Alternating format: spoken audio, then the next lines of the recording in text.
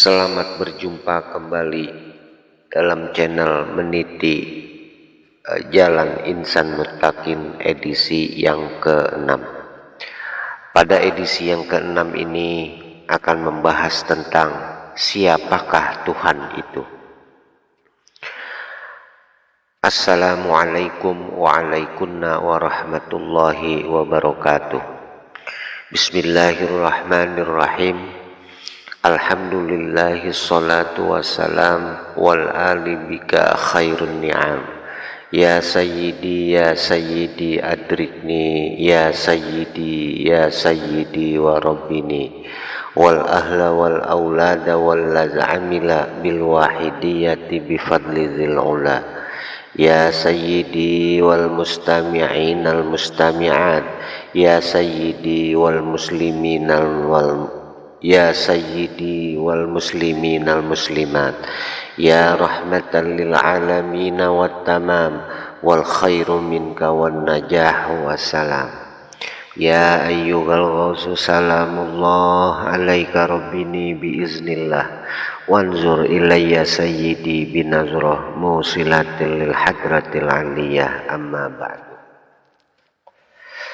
Hadratal mukarramin wal muhtarramin, para saudaraku sekalian, mudah-mudahan kita semua senantiasa berada di bawah naungan ridha Allah wa rasulihi sallallahu alaihi wasallam, senantiasa berada di dalam syafaat dan tarbiyah batiniah beliau Rasulullah sallallahu alaihi wasallam, serta senantiasa berada dalam pancaran nazroh, doa restu serta limpahan barokah dan karomah dari beliau Ghausu hadza zaman radhiyallahu anhu.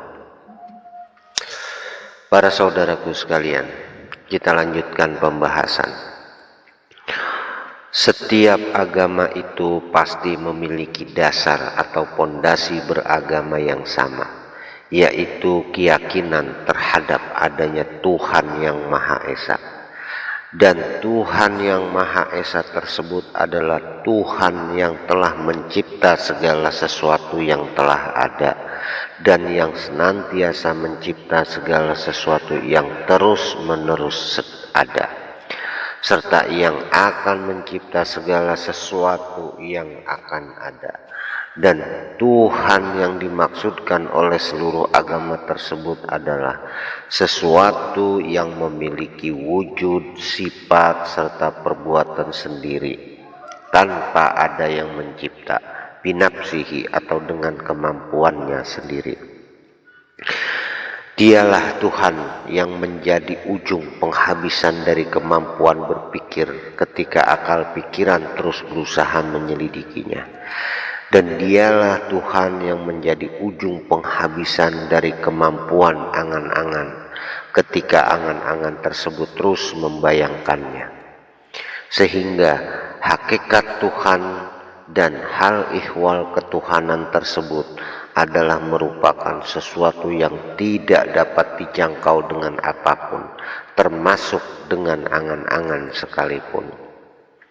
Sehingga pula tidak ada satu pemikiran pun yang mampu menjangkau hakikat daripada wujud, sifat, serta perbuatannya Tuhan tersebut. Keberadaan Tuhan itu sendiri hanya dapat ditemukan dan dapat dijangkau oleh pemikiran, tidak lebih sebatas hanya dalam bentuk kesimpulan semata bahwasanya Dia atau Tuhan yang Maha Mencipta itu pasti Maha Ada, pasti Maha Wujud. Dan manakala pemikiran tersebut telah mampu membuat satu kesimpulan terhadap keberadaan Tuhan yang seperti itu, maka orang yang memiliki kesimpulan seperti itulah yang dalam pengertian secara umumnya disebut beriman kepada Tuhan. Kenapa demikian? Sebab akal pikiran logik orang tersebut telah membenarkan atau telah mentasdikkan bahwasanya Tuhan itu memang sungguh-sungguh ada, sungguh-sungguh wujud, sehingga hatinya pun secara otomatis akan ikut membenarkannya dalam bentuk meyakininya atau mempercayainya.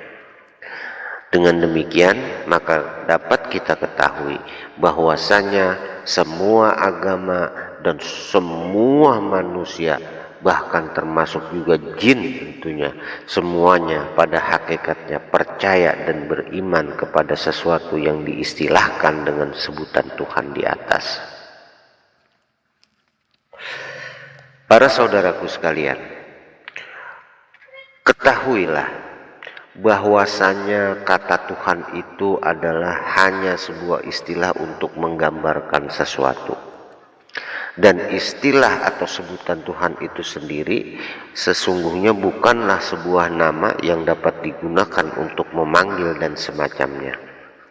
Seperti halnya istilah pada kata mulia.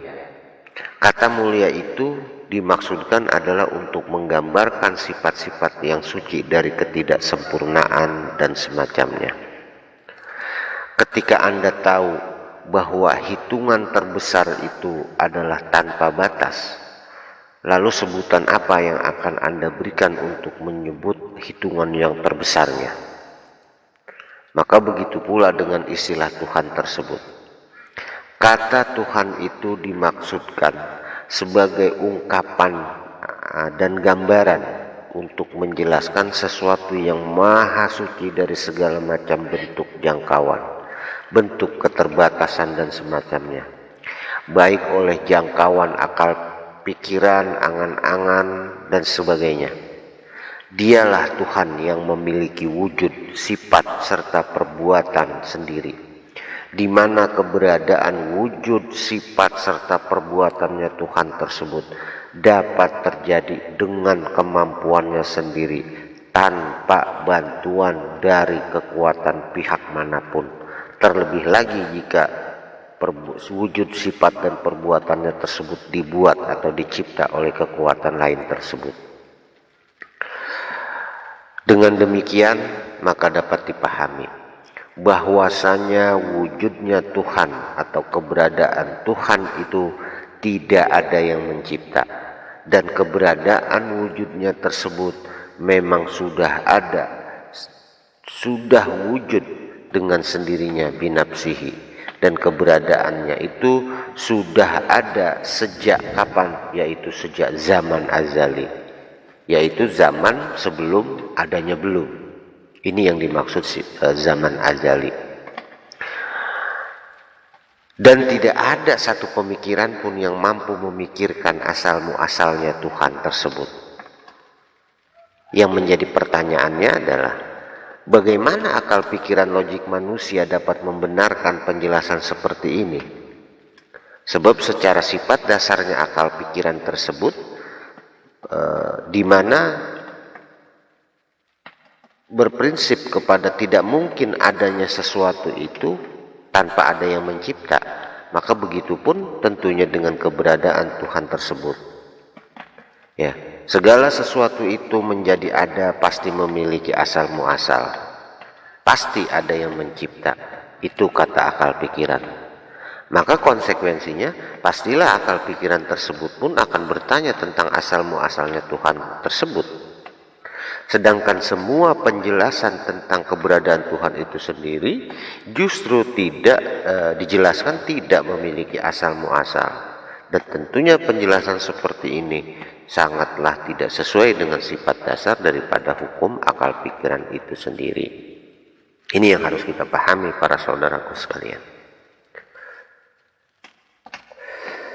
Para saudaraku sekalian, ketahuilah bahwasanya setengah daripada sifat akal pikiran logik tersebut adalah cenderung untuk terus meminta bukti pembenaran real terhadap apapun yang menjadi perhatian atau fokus pemikirannya.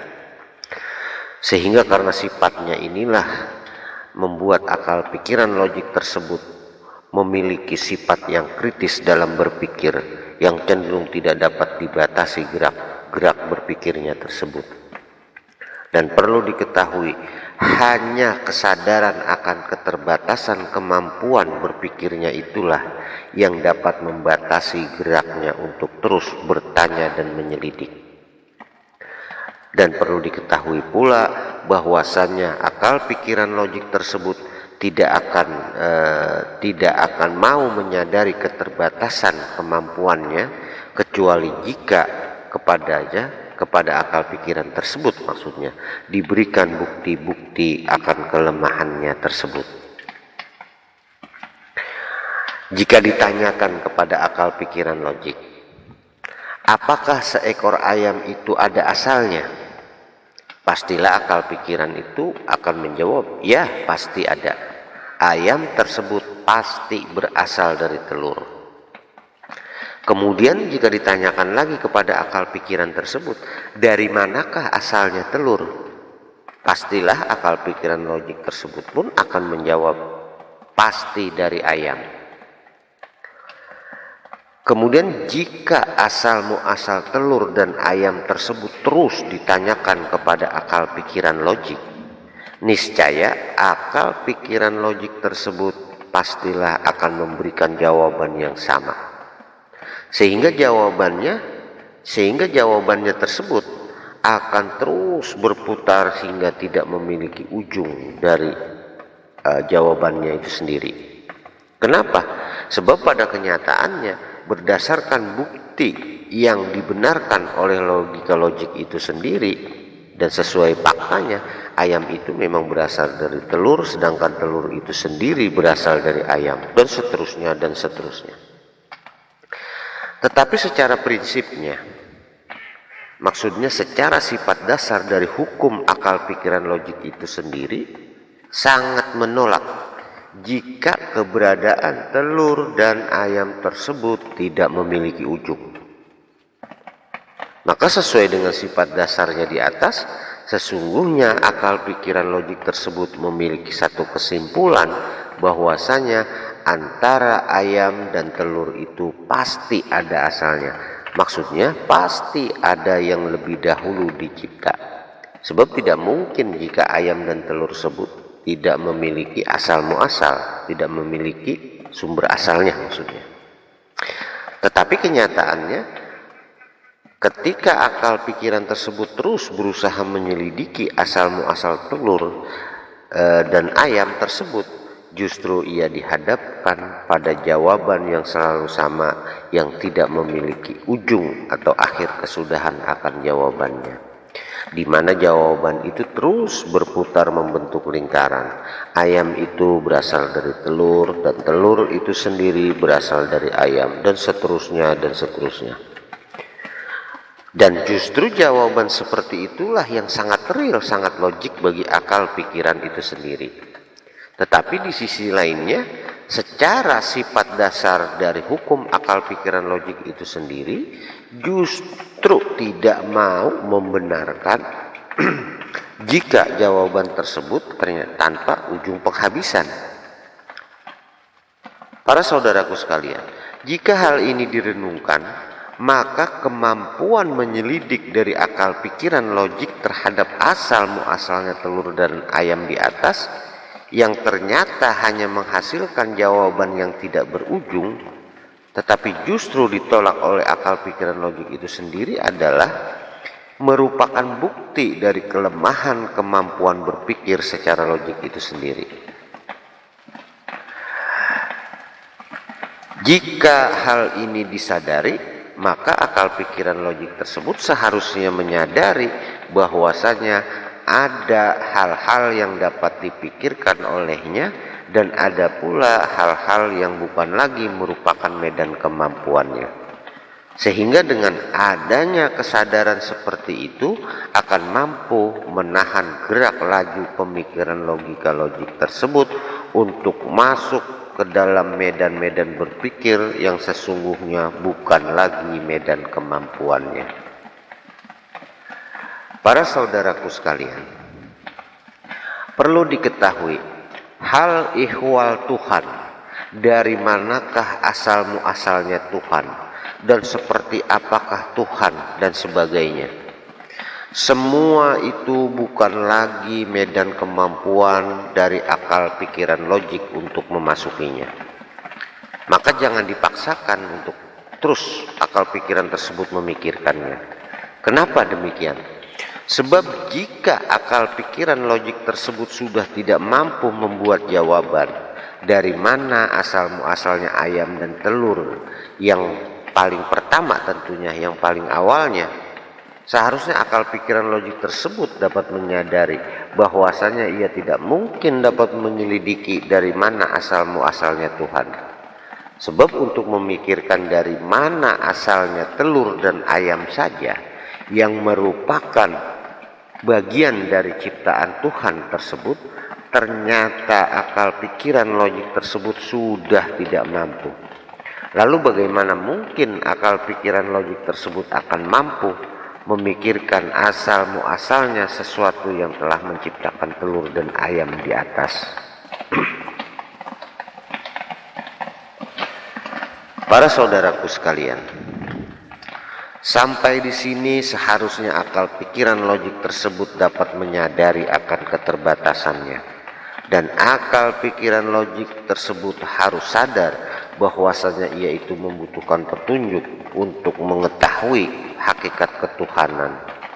Dan hendaknya akal pikiran logik tersebut jangan terus melanjutkan penyelidikannya hingga pada akhirnya ia membuat semacam statement tersendiri tentang Tuhan dalam bentuk penyerupaan terhadap bentuk-bentuk Tuhan dan sebagainya. Para saudaraku sekalian, kemudian kata Tuhan itu pun dapat pula diartikan sebagai ujung dari mata rantai semua proses yang terjadi pada alam semesta raya. Dan kata Tuhan itu pun dapat diartikan pula sebagai sumber daripada wujud, sifat, serta perbuatan apapun yang selain Tuhan. Dan kemudian kata Tuhan itu dapat pula diartikan sebagai sesuatu yang memiliki sifat kemahaan yang paling maha di antara yang termaha sekalipun, di mana tidak ada satu pemikiran pun yang mampu menjangkau hakikat kemahaannya, serta tidak ada satu angan-angan pun yang mampu membayangkan kemahaannya.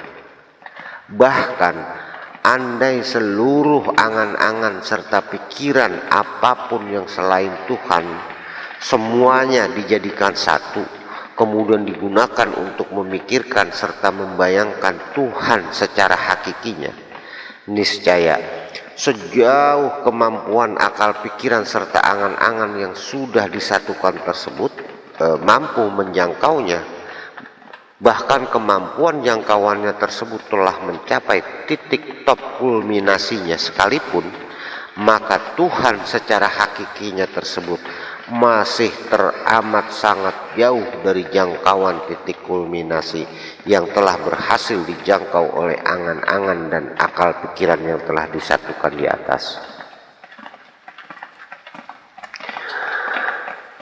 Para saudaraku sekalian, jika dikatakan bahwa Tuhan itu adalah sesuatu yang memiliki wujud, sifat, serta perbuatan sendiri tanpa bantuan dari orang lain, maka yang demikian itu maksudnya adalah tidak lain bahwasanya keberadaan Tuhan tersebut memang tidak dapat dijangkau dengan apapun, terlebih lagi untuk ditelusuri asal muasalnya hanya dengan mengandalkan akal pikiran dan angan-angan semata yang tentunya amatlah lemah.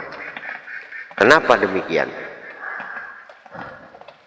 Sebab ketika Anda tahu bahwasanya sebuah robot itu dapat bergerak, dapat berkata-kata, dapat bekerja dan sebagainya, adalah semata-mata sebab dikendalikan atau sebab dioperasikan oleh sang operatornya, maka ketika Anda menemukan robot tersebut tanpa disertai kesadaran terhadap adanya operator yang sedang mengendalikannya, maka otomatis sikap batin Anda yang tidak menyadari keberadaan sang operator yang sedang mengendalikannya itulah yang telah menjadikan robot tersebut sebagai Tuhan dalam pandangan Anda sendiri. Kenapa demikian? Sebab wujudnya robot perbuatannya robot dan sebagainya, semua itu tidak lebih semata-mata dicipta, semata-mata dikendalikan oleh sang operatornya. Tetapi Anda itu justru mengakui wujud dan perbuatan yang dilakukan oleh robot tersebut sebagai wujud dan perbuatan yang tersendiri, yang terlepas dari peran serta sang operatornya di atas. Dan semua itu terjadi disebabkan karena ketidaksadaran Anda sendiri saat menemukan robot tersebut. Para saudaraku sekalian, Tuhan itu adalah sesuatu yang memiliki wujud, sifat, serta perbuatan sendiri dengan kemampuannya dan tanpa bantuan dari pihak manapun, terlebih lagi jika dicipta. Sedangkan semua yang berwujud dan bersifat serta berbuat pada apapun yang selain Tuhan, semua itu semata-mata dicipta oleh Tuhan tersebut. Dengan demikian, jika hati itu tidak menyadari manakala menemukan segala sesuatu itu memiliki wujud sendiri tanpa adanya kesadaran bahwa wujudnya segala sesuatu tersebut adalah pasti ada asalnya, yaitu diwujudkan atau dicipta oleh Tuhan, maka yang demikian itu dapat diartikan telah menjadikan segala sesuatu yang ditemukannya tersebut sebagai Tuhan. Dan begitu pula ketika menemukan semua yang bersifat dan semua yang berbuat yang terjadi pada segala sesuatu selain Tuhan, jika menemukannya tersebut tanpa diiringi atau tanpa disertai dengan kesadaran seperti di atas, otomatis ia telah menjadikan segala sesuatu yang bersifat dan berafal yang ditemukannya tersebut sebagai Tuhan tersebut.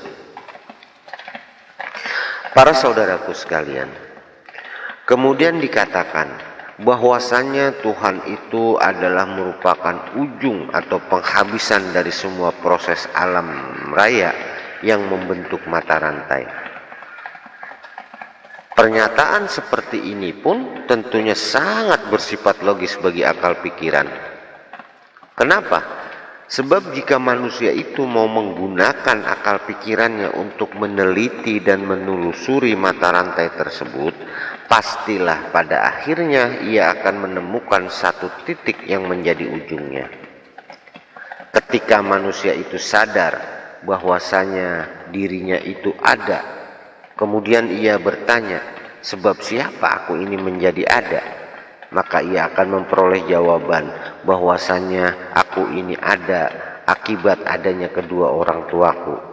Kemudian ketika ia bertanya lagi, sebab siapakah kedua orang tuaku itu menjadi ada, maka ia pun akan memperoleh jawaban bahwasanya kedua orang tuaku itu ada adalah karena akibat adanya kedua orang tua keduanya, yaitu kakek dan neneknya.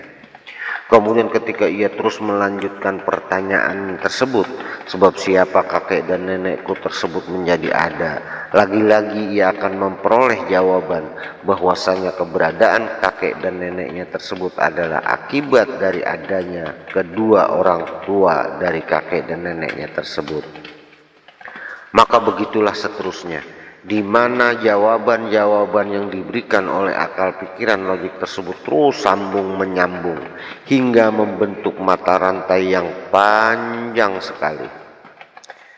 Kemudian jika dikatakan kepada akal pikiran, wahai akal pikiran, sesungguhnya mata rantai asal muasalnya manusia tersebut tidak memiliki ujung penghabisan dan hanya membentuk mata rantai yang tidak memiliki ujung, terus sambung menyambung sampai kapanpun. Maka pernyataan seperti ini justru akan ditolak oleh akal pikiran tersebut. Kenapa seperti itu? Sebab yang demikian itu tidak sesuai dengan hukum akal pikiran logik manusia itu sendiri. Tetapi jika mata rantai tersebut dinyatakan memiliki ujung atau memiliki penghabisan, lalu siapakah yang menjadi ujungnya? Maka sampai di sini akal pikiran tersebut hanya mampu menyimpulkan bahwa pasti ada sesuatu yang menjadi ujungnya. Dan sesuatu itu pastilah yang menjadi sumber dari segala sumber semua proses yang terjadi di alam semesta raya ini. Dan sesuatu itulah yang sesungguhnya diistilahkan dengan kata Tuhan. Kemudian ketahuilah, ada sebagian dari manusia yang tidak mau mempercayai keberadaan Tuhan tersebut, sehingga apa-apa yang ditemukannya di alam raya ini hanya dikembalikannya kepada konsep-konsep kejadian alam semata. Sehingga semua yang berwujud dan bersifat serta berbuat yang terjadi pada sekalian alam ini dianggapnya tidak lebih hanya bagian dari proses alam semata, hanya bersifat natur. Manusia itu berpikir, melihat, bergerak, berdiam, semuanya alami. Angin bergerak, bumi, bulan, dan benda-benda langit lainnya berputar, semuanya hanya alami, tanpa adanya campur tangan Tuhan. Sehingga semua yang terjadi di alam semesta ini, menurut mereka itu tidak lebih hanya merupakan bagian dari proses alam semata. Dan mereka yang menganut paham seperti ini, memiliki keyakinan bahwa Tuhan itu tidak ada. Semua yang berwujud itu alami, natur, ruh itu alami, beradaan manusia, binatang, tumbuhan, dan sebagainya, semua itu tidak lebih hanya alami. Bergerak dan berdiam itu alami, angin bertiup itu alami, berpikir itu alami, dan sebagainya, dan sebagainya. Intinya, semua proses yang terjadi pada apapun, termasuk juga terciptanya jagat semesta raya ini, semuanya tidak lebih hanya bagian dari proses kejadian yang bersifat alami, hanya proses natur semata. Tentunya tanpa ada yang mencipta, tanpa ada yang mengatur serta mengendalikan selain alam itu sendiri tentunya. Para saudaraku sekalian, sesungguhnya paham seperti di atas, yaitu paham naturalisme, merupakan bentuk penutupan terhadap jalan pikiran itu sendiri, terhadap kebenaran-kebenaran yang begitu nyata yang ada di hadapan mata. Kenapa demikian? Sebab tanpa disadari bahwasanya berpikir yang seperti itu justru sedang membatasi gerak pikiran itu sendiri untuk melihat dan menyelidiki kebenaran yang nyata yang ada di hadapan akal pikiran tersebut.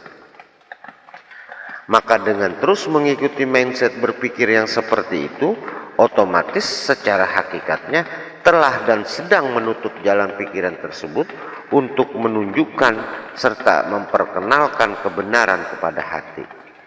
Kenapa? Jika memang semua proses tersebut tidak lebih hanya sebatas proses alami semata, lalu yang menjadi pertanyaannya adalah, apakah mungkin semua proses mekanis yang terjadi pada alam raya tersebut dapat terjadi dengan sendirinya tanpa ada yang merancangnya? Jika sebuah proses mekanis yang begitu kecil saja, seperti yang terjadi pada mesin kendaraan misalnya, di mana mesin tersebut terlihat dapat bekerja secara otomatis tanpa campur tangan manusia, di mana setiap bagian atau komponen dari kendaraan tersebut ternyata dapat berfungsi dan dapat bekerja sesuai dengan fungsinya masing-masing, sehingga sepertinya semua dapat berjalan dengan tanpa ada yang mengaturnya. Lalu, apakah mungkin semua proses mekanis yang serba otomatis yang terjadi pada mesin tersebut dapat berjalan dengan sendirinya, dengan tanpa ada yang merencanakannya, tanpa ada yang merancangnya? Atau apakah mungkin proses otomatis tersebut dapat terjadi karena adanya proses otomatis yang lainnya pula yang terjadi pada mesin tersebut? Dan kemudian proses otomatis yang lainnya yang menjadi pengendali proses tersebut juga dapat terjadi karena bersumber dari proses otomatis yang lainnya lagi, dan seterusnya, hingga proses demi proses seperti itu selalu terjadi dengan tidak memiliki ujung penghabisannya, di mana setiap proses otomatis itu selalu bersumber dari proses otomatis yang lainnya, di mana setiap sesuatu yang bersifat alami atau natur justru selalu bersumber dari sesuatu yang bersifat alami atau natur lainnya. Jika keyakinan seperti ini yang tertanam di dalam hati, justru semua keterangan tersebut sangat bertentangan dengan hukum akal pikiran logik manusia itu sendiri. Dengan demikian, seharusnya dapat dipahami bahwasanya keyakinan tidak percaya terhadap adanya Tuhan atau ateis itu adalah sesuatu yang sangat bertentangan dengan hukum dasar akal pikiran logik itu sendiri. Dan hal ini dapat dikatakan sebagai sebuah bentuk kebodohan yang nyata. Sebab tanpa disadari bahwasanya dengan berpikir yang seperti itu, sesungguhnya ia itu telah dan sedang membatasi gerak dari pemikiran logiknya itu sendiri untuk menemukan berbagai kebenaran hakiki. Tetapi ironisnya justru mereka yang tidak percaya terhadap adanya Tuhan tersebut telah menyatakan diri sebagai kelompok orang-orang yang mengandalkan akal pikiran logik mereka. Bahkan mereka mengaku selalu membebaskan akal pikiran mereka tersebut untuk berpikir dan memikirkan apapun yang mereka inginkan. Tetapi pada kenyataannya justru mereka itu selalu membatasi dari gerak pikiran mereka sendiri untuk melihat kebenaran yang begitu nyata yang ada di hadapannya, sehingga mereka tidak mengakuinya. Para saudaraku sekalian, kemudian jika dikatakan bahwasanya Tuhan itu adalah sumber daripada wujud, sifat, serta perbuatan apapun yang ada, apapun yang selain Tuhan, maka pernyataan seperti itu pun sama sekali tidak bertentangan dengan logisnya akal pikiran. Dan begitu pula jika dikatakan bahwa Tuhan itu adalah sebuah gambaran untuk menjelaskan sesuatu yang memiliki sifat kemahaan, yang tidak memiliki batasan dan sebagainya. Intinya, ketika manusia itu dapat menggunakan akal pikirannya untuk meneliti alam semesta raya ini, yang disebut ayat-ayat kauniyah dalam istilah dinul Islam, niscaya akal pikiran logik para manusia tersebut akan sampai pada satu titik kesimpulan bahwasanya Tuhan itu pasti ada. Bahkan akal pikiran logik tersebut akan berkata mustahil jika Tuhan itu tidak ada.